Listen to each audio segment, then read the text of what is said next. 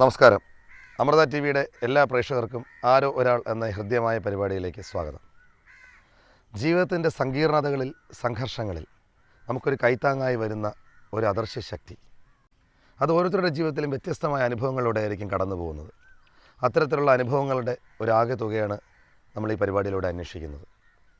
ഇന്ന് അത്തരത്തിലുള്ളൊരു അനുഭവം നമ്മോട് പങ്കുവയ്ക്കാനെത്തിയിരിക്കുന്നത് മലയാള ചലച്ചിത്ര ഗാനങ്ങളുടെ രാജശില്പിയായ ശ്രീ വയലാർ രാമവർമ്മയുടെ മകനും ഗാനരചയിതാവുമായ ശ്രീ വയലാർ ശരചന്ദ്രവർമ്മയാണ് ഇന്ന് നമ്മുടെ അതിഥി. നമസ്തേ ചേട്ടാ.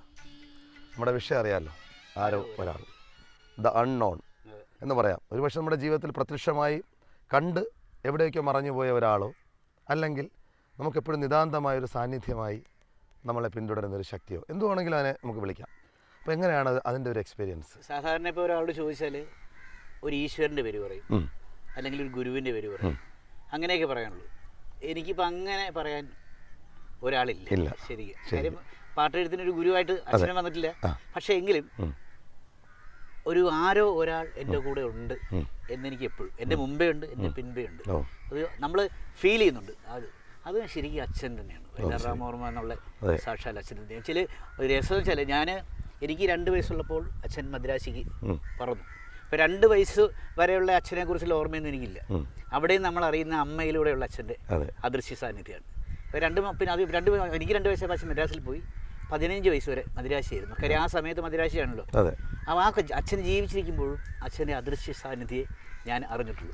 കാര്യം മാസാമാസങ്ങളിൽ ഹോസ്റ്റലിലേക്ക് കൊണ്ടുവരുന്ന ഫീസ്, മധുരപലഹാരങ്ങൾ, ഡ്രസ്സുകൾ, ഇതൊക്കെ അച്ഛൻ മേടിച്ച് കൊടുത്തയക്കും. അപ്പോൾ ഇതിലൂടെയൊക്കെ ശരിക്കും അച്ഛൻ്റെ അദൃശ്യം, ശരിക്കും അതിൽ ജീവിച്ചിരിക്കുമ്പോഴും ഒരു അദൃശ്യ പിന്തുണ എനിക്കുണ്ടായിരുന്നു. ഏറ്റവും ഒടുവിൽ മരിക്കുന്നതിന് മുമ്പ് നെല്ലിൻ്റെ ഷൂട്ടിങ് അന്നാണ് ഞങ്ങൾ പിന്നെ മുഖാമുഖം ഇരിക്കുന്നത്. അന്ന് അച്ഛൻ്റെ 8ാം ക്ലാസ്സുകാരൻ എനിക്ക് സാധാരണ ഒരു കുടുംബത്തിൻ്റെ അല്ലെങ്കിൽ 4 പിള്ളേരുടെ 3 സഹോദരിമാരാണ് എനിക്ക്. അവരുടെ ചേട്ടനല്ല നീ കുടുംബത്തിൻ്റെ ഉത്തരവാദിത്വമൊക്കെ ഏറ്റെടുക്കേണ്ടവനാണ് എന്ന് പരോക്ഷമായിട്ടൊക്കെ പറയുന്നത് നമ്മൾ കേൾക്കുന്നുണ്ടെങ്കിലും അത് പക്ഷെ ഇങ്ങനൊരു പിന്നെ ശരിക്കും പറഞ്ഞാൽ കൃത്യമായിട്ട് പിന്നെ അദൃശ്യനായി.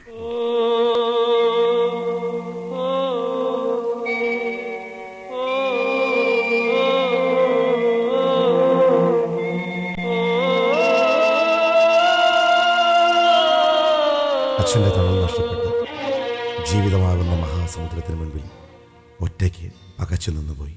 അദൃശ്യനാകുമ്പോഴും ജീവിതത്തിലെ ഏത് സമയത്തൊക്കെ നമുക്ക് കാലിടറുവോ അല്ലെങ്കിൽ ഒരു വേദന വരുമോ അതൊക്കെ ചെയ്യുമ്പോഴൊക്കെ ഒരു ബലം നമുക്ക് കിട്ടാറുണ്ട്.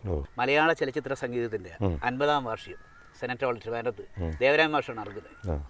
അപ്പം ഞാൻ ചെന്നപ്പോൾ എന്നെ ആരും അറിയില്ല. അച്ഛൻ്റെ അവാർഡ് മേടിക്കാൻ ഞാൻ ചെല്ലുകയാണ്. അവിടെ ചെന്നു കണ്ടില്ല കഴിഞ്ഞപ്പോഴത്തേക്ക് കുറച്ച് ദാസേട്ടനും വിജയ് എന്ന് പാടാനും തുടങ്ങിയിട്ടുണ്ട്. പക്ഷേ ഞാനങ്ങനെ ഒരു മൂലയ്ക്ക് നിൽക്കുക, വയലാറിൻ്റെ മകൻ നിലയ്ക്ക്. എന്നെ ആരും അറിയില്ല. പക്ഷേ ദാസേട്ടൻ്റെ കൂടെ വന്നപ്പോഴത്തേക്ക് വിജയെ എല്ലാവരും കൂടെ ഇങ്ങനെ കെട്ടിപ്പിടിച്ചപ്പോൾ എൻ്റെ മനസ്സിൽ ഇങ്ങനെ ഒരു വിങ്ങലുണ്ടായി. അച്ഛൻ കൂടെ ഉണ്ടായിരുന്നെങ്കിൽ ആ സ്വീകരണം എനിക്കും കിട്ടുമായിരുന്നല്ലോ. പക്ഷേ എങ്കിലും അങ്ങനെയുള്ള വിങ്ങലും നമ്മളിങ്ങനെ തോളത്ത് തട്ടി ആശ്വസിപ്പിക്കുന്ന ഉദ്ദേശിച്ചാണ് എപ്പോഴും ഉണ്ടാവാറ്. ഇപ്പോൾ എനിക്ക് വീട്ടിലാണെങ്കിൽ അച്ഛൻ്റെ ഒരു കോച്ചുണ്ട്. എനിക്ക് അങ്ങനെ ഒരു വാത്സല്യം വേണമെന്ന് തോന്നി. ഇപ്പോഴും ഈ 54ാമത്തെ വയസ്സിൽ ഞാൻ ചേർന്നറിയാം. നേരെ പോയി അതുമേ കിടക്കും. അങ്ങനെ കിടക്കുമ്പോൾ ആ മടിയിൽ കിടക്കുന്നൊരു ഫീലുണ്ട്. അത് കിട്ടാറ്. ജീവിതത്തിൻ്റെ ഓരോ കാലഘട്ടവും മാറി മറിഞ്ഞും ഞാനിപ്പോൾ ഒരു കാര്യം പറയാം.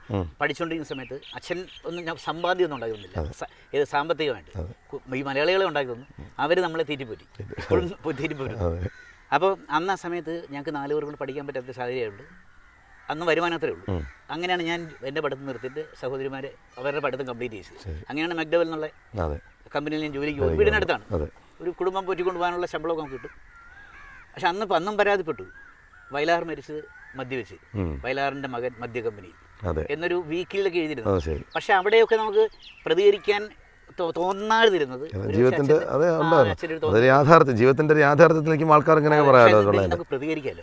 തോന്നാണ്ടിരുന്നത് ഒരു പക്ഷേ വേണ്ട എന്ന് ഒരു പക്ഷേ എൻ്റെ അടുത്ത് പറഞ്ഞാണ്. അതുകൊണ്ടായിരിക്കും. അല്ലെങ്കിൽ നമ്മുടെ ആ പ്രായത്തിലേക്ക് നമ്മൾ എന്തായാലും മറുപടി പറഞ്ഞു പോകില്ല. അങ്ങനെ ചെയ്തില്ല എന്നുള്ളതാണ് എൻ്റെ ഏറ്റവും സത്യം. എനിക്ക് തോന്നുന്നു പിന്നെ ശരചേട്ടൻ വന്നിട്ട് പിന്നെ ഒരു കുറേ വർഷങ്ങൾക്ക് ശേഷമല്ലേ ഒരുപക്ഷെ അച്ഛൻ ആഗ്രഹിച്ചിരുന്നില്ലെങ്കിൽ കൂടി ഡോക്ടറാക്കുക എന്നായിരുന്നു ഉദ്ദേശം. പക്ഷേ പിന്നീട് എനിക്ക് തോന്നുന്നു ഡോക്ടറായി കഴിഞ്ഞാൽ രോഗാവസ്ഥയിൽ മാത്രമേ ശാന്തി പകരാൻ പറ്റുള്ളൂ അല്ലേ? പക്ഷെ ഒരു കലാകാരനാണെങ്കിൽ ഏതവസ്ഥയിലും നമുക്ക് ശാന്തി പകരാം. അപ്പോൾ എനിക്ക് ആ കാര്യത്തിൽ ഒരു പക്ഷേ എൻ്റെ ആ ഒരു വിചാരം വന്നുകൊണ്ടായിരിക്കാം പണ്ട് സിനിമയിലേക്ക് വരരുത് എന്ന് പറഞ്ഞ് വാതിൽ വെച്ച് കളഞ്ഞ അച്ഛൻ പിന്നീട് യാദൃച്ഛികമായിട്ട് ഒരിക്കലും ഞാൻ ഇതിൻ്റെ പുറകെ ഒരു സിനിമാക്കാരനാകുമെന്നോ ഒരു പാട്ട് എഴുതുകാരനാകുമെന്നോ ഒരു ചിന്തയില്ലായിരുന്നു. പക്ഷേ അത് ക്രമേണ ഓരോ വാതിലും തുറന്ന് ഒരു വഴി തെളിച്ചു വന്നത് അച്ഛൻ തന്നെയാണെന്ന് എനിക്ക് തോന്നുന്നത്. കാര്യം വെച്ചാൽ ആദ്യത്തെ പാട്ട് ചെയ്യുന്നത് അച്ഛൻ്റെ കൂടെ ഏറ്റവും അധികം ചെയ്തും വയലാർ ദേവരാജൻ എന്ന് പറയുന്ന കൂട്ടുകെട്ടിൽ അവന് ദേവരാജൻ മാഷാണ് എൻ്റെ ആദ്യത്തെ അതും ഒരു നിമിത്തമാണ്. പക്ഷേ അച്ഛൻ പറഞ്ഞാണ് ദേവരാജനോട് ദേവ അവൻ്റെ പാട്ട് ചെയ്ത് കൊടുക്കുക അങ്ങനെ അങ്ങനെയൊക്കെ അവിടെ എല്ലാം പറയാം. അവിടെയൊക്കെ ഇപ്പം ഇങ്ങനെ ഒരു പിന്തുണ നമുക്ക് എല്ലായിടത്തും ഉണ്ട്. എനിക്ക് പലപ്പോഴും ഞാൻ ആയില്യംകാരനാണ്. അപ്പോൾ എനിക്ക് കുറേയൊക്കെ നമ്മുടെ തോന്നലാണ്. അപ്പം നമ്മൾ രാത്രിയിലൊക്കെ നടന്നു പോകുമ്പോൾ നമുക്ക് എനിക്ക് തോന്നുന്നുണ്ട് 2 പാമ്പുകൾ ഇങ്ങനെ എൻ്റെ കൂടെ വരുന്നുണ്ടായി. ഒരുപക്ഷെ അതെല്ലാം ഈ അച്ഛൻ്റെ ഒരു വിചാരത്തെക്കുറിച്ചുള്ള ഒരു സാന്നിധ്യമായിരിക്കും. എനിക്ക് നമുക്ക് എപ്പോഴും ഒരു കെയർ നമ്മുടെ ഒരാൾ നമ്മളെപ്പോഴും കരുതുന്നു എന്നുള്ള ഒരു ചിന്ത തന്നെ അല്ല തീർച്ചയായിട്ടും. ഇപ്പം പണ്ട് ഗുരുവായൂർ സത്രം നടന്നു. അന്ന് ഒരു പോസ്റ്റർ അടിച്ചിറങ്ങിയിരുന്നു. അതായത് ഒരാൾ സ്വപ്നം കാണുന്നത് രാത്രിയിൽ നനഞ്ഞ കടൽത്തീരം, അവിടെ ഇടയ്ക്കിടയ്ക്ക് മിന്നൽ വരും. അപ്പം ഈ നനഞ്ഞ കടൽത്തീരത്ത് 4 കാൽപാദങ്ങൾ കാണും. അപ്പം ഇയാൾക്ക് മനസ്സിലായി ഒന്ന് എൻ്റെയാണ്, ഒന്ന് ദൈവത്തിൻ്റെയാണ്. പക്ഷേ ഇയാൾക്ക് ദുഃഖം കഠിനമാകുമ്പോൾ അന്നേരം കാണുന്ന സ്വപ്നത്തിൽ 2 കാൽപാദം മാത്രമേ ഉള്ളൂ. അപ്പോൾ ഇദ്ദേഹം ദൈവത്തിനോട് ചോദിച്ചു, എന്താ ഭഗവാനെ, അല്ലാത്ത സമയത്ത് സാധാരണ സമയത്ത് അങ്ങയുടെ 2 കാൽപാദവും എൻ്റെ കാൽപാദവും ഉള്ളൂ. എനിക്ക് ദുഃഖം കഠിനമാകുമ്പോൾ എൻ്റെ കാൽപാദം മാത്രമല്ലേ കാണുന്നു, അങ്ങ് എവിടെ പോയി എന്നിട്ടുണ്ട് ചോദിച്ചു. അവിടെ പറഞ്ഞു, കുഞ്ഞെ അതല്ല, അത് നിൻ്റെ കാൽപാദമല്ല, അത് എൻ്റെ കാൽപാദം, നിന്നെ അടുത്ത് തുറന്നു വെച്ചിരിക്കാൻ എന്ന് പറഞ്ഞാൽ ഉള്ളൊരു ആ ഒരു സാന്നിധ്യമൊക്കെ എനിക്ക് ഫീൽ ചെയ്യണം. നമുക്കിങ്ങനെ പിന്നെ കണ്ടമാനം കഷ്ടപ്പെടുമ്പോഴൊക്കെ ഒരു തോളത്ത് കിടത്തുക എന്നുള്ളൊരു അവസ്ഥ സ്നേഹത്തിൻ്റെ